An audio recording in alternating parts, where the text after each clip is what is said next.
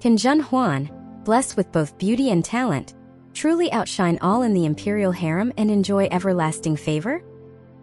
Returning to the Ifu pavilion, Jinxi asked me, "Young mistress, are you confident that Anchuan will surely win the emperor's favor? What do you think?" He smiled at her. "The observer sees clearly, and you actually understand very well," Jinxi said. Lady Lingrong's singing voice is melodious, surpassing even the famed Lady Miaoing of the past. Coupled with your cautious, gentle, and quiet personality, you will surely gain the emperor's pity. I nodded. Indeed. The empress is noble, concubine Hua is dazzling, consort Feng is dignified, Lady Chao is serene, Lady Qin is gentle, consort Xian is straightforward. Each lady in the harem has her strengths, all coming from distinguished families, embodying the elegance of a lady of standing. But Lingrong's modest beauty and fresh demeanor are precisely what is lacking by the emperor's side. Rarity brings value. However, Jinxi added, Lady Lingrong has been quiet for a long time, seemingly uninterested in the emperor's favor. It has been so for a long time. But after the incident with her father, Lord Anbai Huai, she has understood that without the emperor's favor, her family would be looked down upon and bullied in the palace. She is a filial daughter. Do you remember the time I gave her the plain silk? The servant remembers. Lady Lingrong was very pleased, unlike her usual self. I nodded. Have you heard this phrase? Jade-like beauty cannot compare to the color of dusk crows, yet still carries the shadow of the sun from Zhaoyang Palace? The servant is not learned, but it seems to carry a melancholy tone about one's fate. With a deep sigh, even a beautiful appearance is not as good as the crows at dusk, yet can still bring the shadow of the sun from Zhaoyang Palace. Lingrong's self-pity and self-injury about her fate saddens me as well. However, she has finally started to hope for the emperor's grace. I am unsure if this is truly good for her or for me. It was difficult for the young mistress to decide whether to help Lady Lingrong. Now that she has this mindset, there's no need for you to worry. Desiring glory and wealth even slightly makes the days as unbearable as in the cold palace. I have already hinted at her, and soon she will make a decision. Feeling guilty, I sighed deeply and said to Jinxi, am I being too harsh, knowing she has concerns, yet still leading her down this path? Feeling increasingly upset, the path I lead her to is to my husband's bed, Jinxi said. The young mistress has her own helplessness. Forgive this servant for speaking out, but though you are currently favored by the emperor, without offspring to rely on, with concubine Hua rising again, and without the support of Lady Meizhuang, you seem glorious but are actually isolated and without support, your position precarious. I sighed, my eyes inadvertently moistening. How could I not understand? The emperor currently showers me with love. But because of this love, how many in the harem view me with envy and hostility? I am terrified just thinking about it. Becoming more emotional. But I cannot be without the emperor's love. It is my way of survival in the harem. Not to mention Jinxi, he is also my husband, my beloved.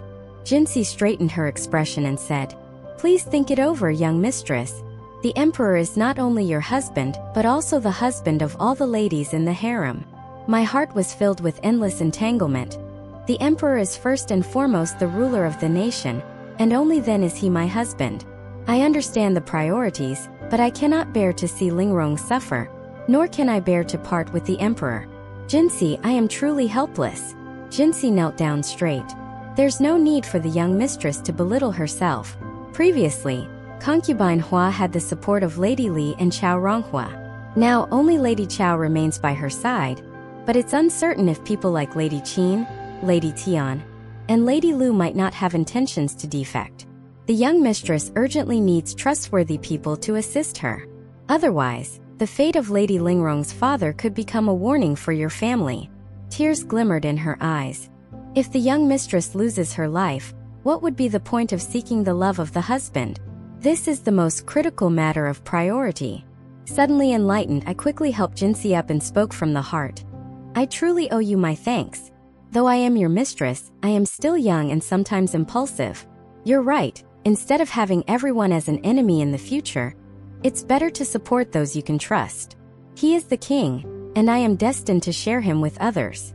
It's not worth losing one's life over emotional matters for anyone. Young mistress, I have been presumptuous today and may have offended you. Please forgive me. I sighed. Lu Zhu and Huan Bai, although they were brought into the palace by me, Lu Zhu is too impulsive and Huan Bai, despite being cautious, is still young and inexperienced. So, there are some things I really can't discuss with them. You are the only one who can make decisions. Jinxi's eyes shone slightly. Jinxi will always be by the young mistress's side. The first day passed and then the second and now it's the third day. During these 3 days, Lingrong didn't step foot in Yifu Pavilion. When someone was sent to inquire, it was only Zhu Qing who came back and forth saying, "The young mistress seems to have suffered a heat stroke. She hasn't gotten out of bed these past few days." Looking up at the sky, the leaden clouds hung low, and the weather was gloomy. The swallows were flying low over the surface of the lake, circling in the air. It seemed like a heavy rain was brewing. After a long period of clear heat, a significant rain was finally coming. I listened indifferently and only ordered someone to send some heat-relieving fruits and medicines to her without saying anything more. That night was the night of the 16th moon chase, and Xianling stayed in concubine Hua's palace. At midnight, lightning flashed and thunder roared, the intense sound of thunder rolling across the low sky, with the lightning illuminating the sky momentarily as bright as day, followed by an even deeper darkness. The sudden wind made the windows rattle loudly, and I woke up with a start. Jingqing hurriedly secured the windows with hooks, closed the doors tightly, and lit candles. I quietly curled up on the couch, clutching the quilt tightly. I have been afraid of thunder since childhood, especially during thunderstorms at night. On stormy nights at my parental home, my mother would hold me and comfort me, and after entering the palace, Xianling would stay by my side during such stormy nights. Tonight, presumably, concubine Hua is gracefully receiving favor, deeply immersed in love. Tired from the continuous turmoil of recent days, I finally cried silently without making a sound. Tears, warm and gentle, fell on the dark red silk, forming small, slightly darker flowers, making the silk even softer. I sent all the maids away.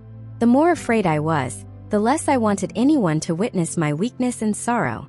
Someone approached, gently pulling away the silk quilt I was clutching in my arms. Surprised, I turned around and softly called out, "Xilang." He sighed softly, allowing me to nestle into his arms, turning his back to the window to shield me from the glaring lightning. He whispered. The thunder woke me up, and I suddenly remembered how you fear thunderstorms. His clothes bore traces of being wet by the rain, the damp touch gradually calming my anxious and fearful heart. I was slightly puzzled. What about concubine Hua? His fingers gently pressed against my lips. I was worried you'd be scared.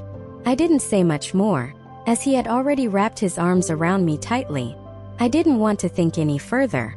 He lowered his head, his cool lips gently touching my warm sweat-dampened forehead. In this tender moment, it was as if I found a moment of peace in this world. I thought maybe for him I could muster the courage to continue fighting with them, even if the struggle never ends.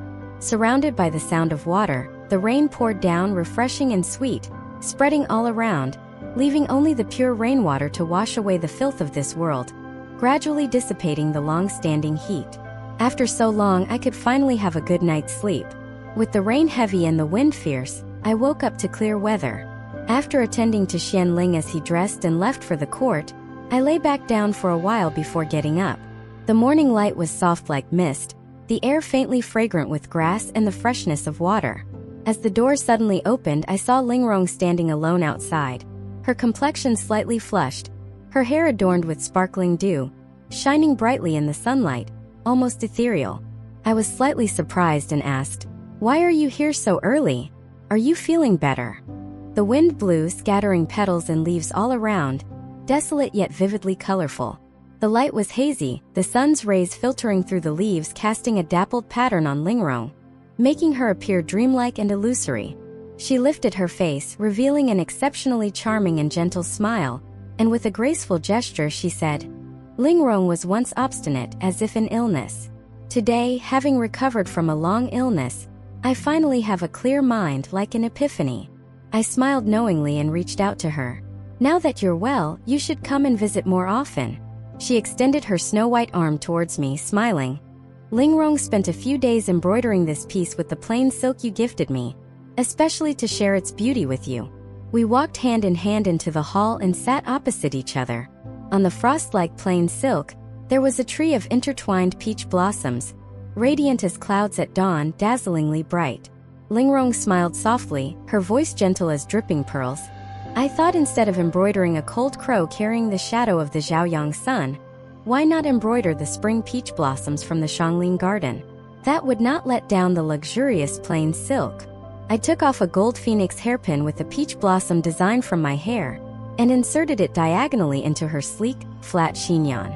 The long strings of pearls and jade added to her delicate beauty. I softly said, "The peach blossoms are so vibrant and beautiful. You, my sister, are truly suitable for a domestic setting." Lingrong was clearly dressed with care, wearing a light greenish dress that reached the ground, plain without any patterns except for a few half-bloomed oleanders embroidered with scarlet silk at the cuffs. A white silk sash cinched her waist, hanging with a small sachet and a chain of green jade, highlighting her willowy figure, reminiscent of a delicate swallow in the breeze. Her hairstyle was also simple and neat, with her bangs casually spread out neatly, and the hair on her forehead seemed unintentionally parted to the side, adorned with a white jade and silver tassel, adding a touch of natural beauty reminiscent of a fresh lotus after rain. I also put effort into my attire, choosing a carmine red silk dress embroidered with spring blossoms, with a texture that from any angle showed a delicate and embossed golden and silver hue. I appeared as if enveloped in magnificent clouds, unparalleled in elegance, all to complement Lingrong's natural beauty, as natural and refined as a lotus flower emerging from clear water. Lingrong was like the gentlest hint of spring on a soft willow in February, and I was like the most dazzling strip of red cloud under the sunset, though dazzling and peerless in elegance. In the sweltering weather, refreshing hues are always more captivating than lavish ones. It was a pleasant summer morning, with cool breezes bringing the scent of lotus and reeds. The sky was as clear and blue as fine turquoise, the white clouds like light fleeting dreams. The sporadic chirping of cicadas, the flame trees blooming like light feathers swaying gently in the wind. Everything looked so beautiful. Holding Lingrong's hand, we walked along the covered walkway, surrounded by arched bridges over the lake, each beam and pillar painted with intricate gold and colorful designs, exquisite and magnificent. The carved windows were covered with greenish gauzy screens, fluttering in the cool breeze. Near the Fanyu Lake, a few elegant cranes stood amidst the water, lovingly preening their lush feathers, content and affectionate, with some mandarin ducks leisurely sleeping in the shade under the bridge. A wisteria tree beside the water twisted out over the surface, mostly hanging over the water, trembling and swaying in the breeze. Beneath the dark green vines, tiny petals of deep purple and pink gently fell onto the water, creating a scene of delicate beauty and fragrance. I whispered in her ear, "Introducing you to the emperor as usual wouldn't be a problem, but doing so might mean that even if you gain his favor, he might not keep you in his heart, possibly neglecting you after just a few days. That would be a disservice to you." Lingrong's palms were sweaty, slick and cold. She simply looked down at her feet, saying softly, "Sister speaks the truth. If you are to meet him, you must captivate his heart with just one glance." I looked up at the clear blue sky, pausing to say, "The emperor passes by here every day after court, and the time is almost upon us. Just let your voice be heard in song." Lingrong nodded firmly, gripping my hand tightly, and began to sing with a beautiful melody. "I urge you not to cherish the gown stitched with golden threads. Cherish instead the fleeting time of youth. When flowers bloom, they should be plucked, for they won't last. Don't wait till no flowers remain, leaving you to pluck only bare branches." I patted her hand, pleased, and said, "Very good. Your singing could intoxicate those who hear it." Lingrong smiled shyly, lowering her head. Suddenly, a casual voice was heard. "Who is singing?" Follow us to avoid getting lost and enjoy endless exciting stories. For more content, please go to the Story Wall homepage to view more exciting novels.